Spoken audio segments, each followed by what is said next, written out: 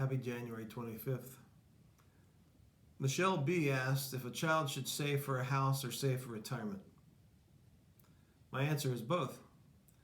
But unless you want your child to live with you forever, I would say saving for a house takes priority. In my example last week, where the child works 1 day a week and earns $250 a month, I suggested investing $50 for retirement. That leaves $175 after deducting 10% for church or charity.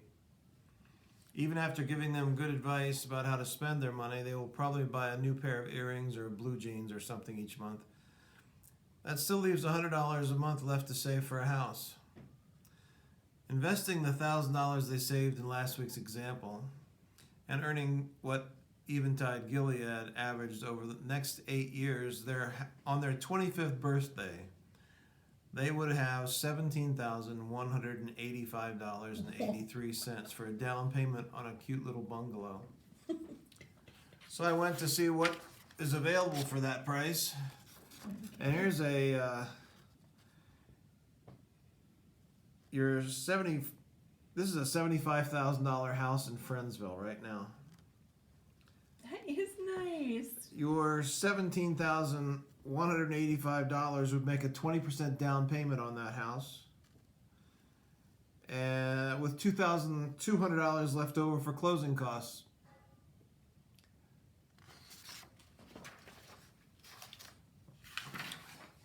Today I'm going to answer Ryan S.'s question about investing energy stocks and show how I increase my chances of making money by buying at the right time.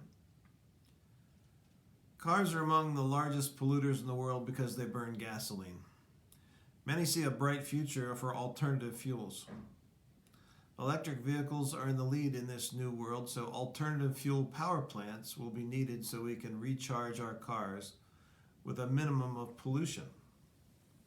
The cleanest source for these added power plants is natural gas or nuclear energy.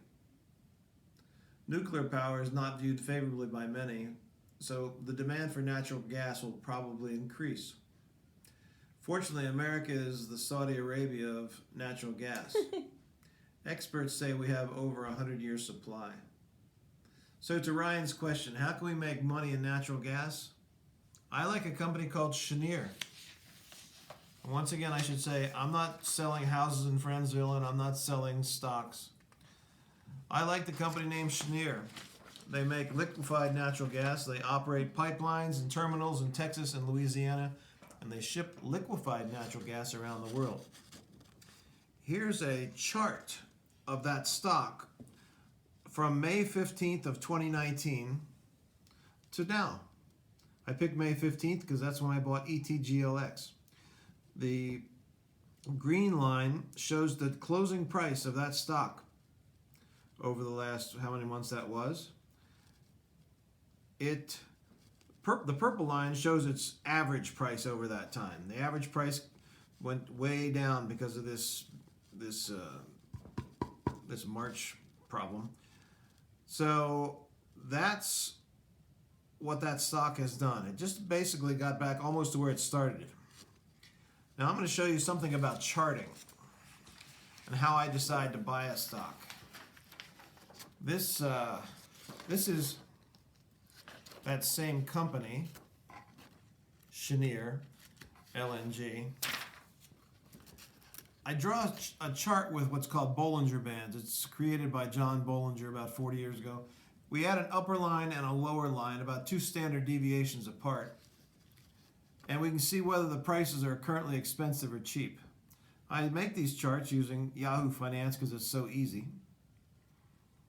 Now, the green line in this picture showing LNG up here shows that it is near the top line. These Bollinger Bands, the way I think of it, is kind of like a rubber band. A rubber band doesn't want to be stretched. As you stretch it to its extreme, it wants to go back to where it started. Call that homeostasis, but this is not a science class. The closer the rubber band gets to the top line, the more it wants to go back to its middle. And the closer it gets to the bottom line, it wants to go back to its middle. So what I do is I look to buy stocks that are close to their bottom line. That means they want to go back up. And so with this stock, I wouldn't buy it right now because it's too high. It's way in the top, up near the top line. If you follow these lines, you'll see as it gets close to that top line, the tendency of the stock is to go down. And if it gets close to the bottom line, the tendency is to go up. And so I would say right now, I wouldn't buy this because it's kind of expensive. I'm going to show you another thing you can do with charts. Charts can also be used to compare different kinds of investments.